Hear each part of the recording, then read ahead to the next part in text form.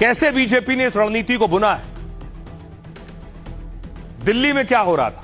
दरअसल सड़क से संसद तक बीजेपी राहुल गांधी को घेर रही थी। दिल्ली में बीजेपी के मंत्री सांसदों ने मोर्चा खोल दिया, राहुल गांधी के खिलाफ पोस्टर और नारों के साथ मार्च किया।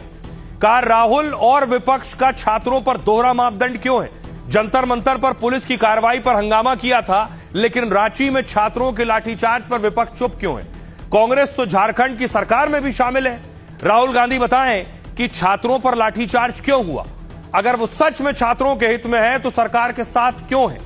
अब तक लाठीचार्ज के मुद्दे पर राहुल सरकार को घेरते दिखते थे, लेकिन अब बीजेपी उन्हें रांची लाठीचार्ज के मुद्दे पर चौतरफा घेर रही, उनके खिलाफ प्रदर्शन से मार्च और प्रेस कॉन्फ्रेंस तक कर रही है।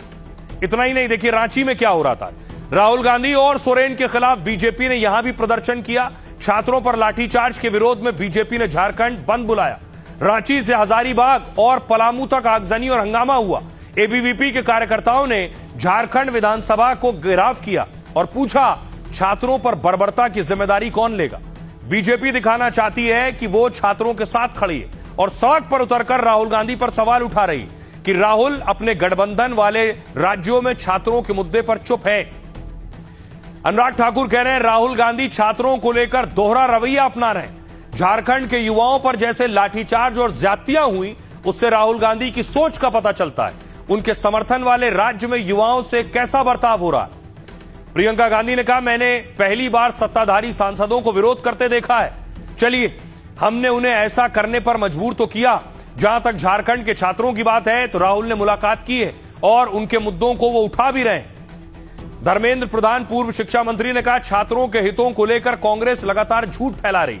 राहुल गांधी के पास कोई तथ्य या सबूत नहीं है। उन्हें न संसद में आना है और न जवाब सुनना है, बस अपना झूठ फैलाकर घड़ियाली आंसू बहाना है। गौरव गोगोई ने कहा राहुल गांधी ने लाठीचार्ज के तुरंत बाद घटना की निंदा की। उन्होंने प्रधानमंत्री मोदी की तरह 2 हफ्ते बाद सोशल मीडिया पर वीडियो बनाने का इंतजार नहीं किया। सुधांशु त्रिवेदी ने कहा राहुल और कांग्रेस का भागने का इतिहास रहा है। मांग पूरी होने पर ये नई मांग ले आते हैं। इन्हें रांची के छात्रों की गूंज नहीं सुनाई दे रही है। क्या किसी ने सोचा होगा कि संसद का कोई शहजादा अपनी सनक से बंधक बनाकर रहेगा? बीजेपी और विपक्षी पार्टियां राज्य के युवाओं को भ्रमित कर रही हैं, हेमंत सोरेन कह रहे हैं। उन्होंने तो अयोध्या में राम मंदिर तक को नहीं छोड़ा, अब छात्रों का चोला पहनकर सदन की गरिमा को तार तार कर रहे हैं। बाबूलाल मरांडी ने कहा झारखंड में छात्रों के साथ अपराधियों जैसा बर्ताव हुआ। सरकार सीबीआई जांच का ऐलान कर देती तो यह नौबत नहीं आती, लेकिन सरकार ने बातचीत की जगह लाठी का सहारा लिया। इरफान अंसारी झारखंड के मंत्री कह रहे हैं कल सीएम हेमंत सोरेन बाल बाल बच गए। धरना प्रदर्शन के नाम पर सीएम की हत्या का प्रयास था।